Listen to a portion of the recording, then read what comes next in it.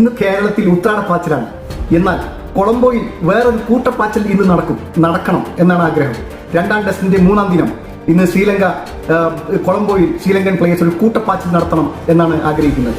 നോക്കൂ, രണ്ടാം ദിവസം കളി നിർത്തുമ്പോൾ ഇന്ത്യ 503 റൺസ് 9 വിക്കറ്റിന് ഡിക്ലെയർ ചെയ്തു.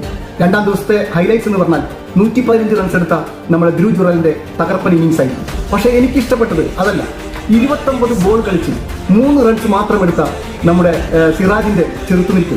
സിറാജ് ഡിഫെൻഡ് ചെയ്തുകൊണ്ട് മാത്രമാണ് ധ്രുവ് ജുറലിന് സെഞ്ചുറി അടിക്കാൻ പറ്റിയത്.